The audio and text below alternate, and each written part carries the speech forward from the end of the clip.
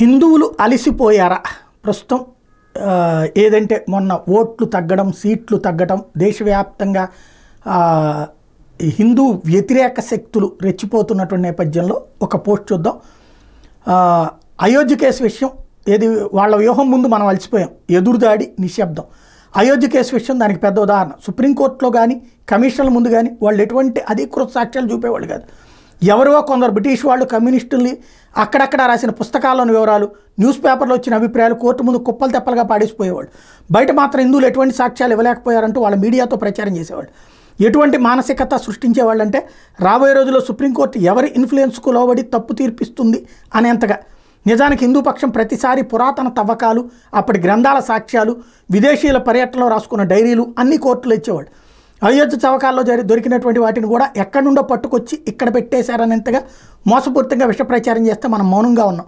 ఇలా అన్ని వైపులా ఎదురుదాడి చేయడం, మనం గట్టిగా సాక్ష్యాలు చూపిస్తే నిశ్శబ్దం. మళ్ళీ పనికి మాలిన దాంతో ఎదురుదాడి, పిరికి సన్నాసులు గెరిల్లా యుద్ధం. ఇప్పుడు కూడా అశోకుడు అనే రాజు జైనుల్ని, అజీవకుల్ని బుద్ధిజం ప్రేరణతో ఊతకోత కోసాడని చెప్తే నమ్మబుద్ధి కానంతగా ప్రచారం చేస్తున్నారు. కళింగ యుద్ధం అతనిలో మార్పు తీసుకొచ్చిందని అతి చేసి చెప్తున్నారు.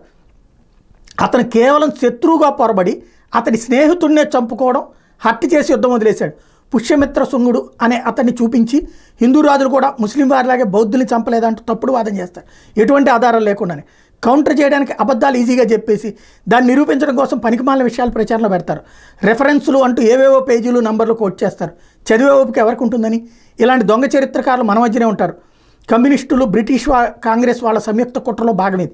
ఏదేమైనా ఈ దేశం ఒకటి కాదు అనేక ముక్కలు నిరూపించి విదేశీయుల దండయాత్రలు, దోపిడీలు, నరమేధాలు సమర్థించడమే వాళ్ళ ఏకైక లక్ష్యం. దీనివల్ల ఏమవుతుంది అనే ఇంగితం కూడా వాళ్ళకెవరికి ఉండదు.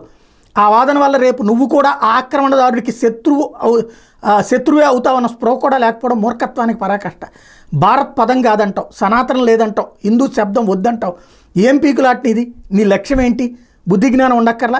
ఇంకో పక్క రాజ్యాంగం అగ్రవర్ణాల వారు అప్పటి సంస్థానాధీశులు రాసిందంటావు. ఇంకా ఏది కావాలి నీకు? ఈ దేశం మొక్కలు కావాలి. అందుకే ఈ ఎదురుదాడి, నిశ్శబ్ద వ్యూహాన్ని ఎదుర్కోవాలి. వాడు సిద్ధాంతం స్టేట్మెంట్ ఇచ్చి పారిపోతే కుదరదు. దాని వ్యాలిడ్ ఆధారాలు చూపించకపోతే స్థానిక కోర్టులో కేసులు వేయాలి. ప్రజల మధ్య చిచ్చు పెట్టేవాడిగా నిరూపించాలి. తప్పుడు ప్రచారం ప్రారంభమైన వెంటనే వాళ్ళ అసలు రూపం బయటపెట్టి యంత్రాంగం తయారు చేసుకోవాలి. లేకపోతే చాలా ప్రమాదం.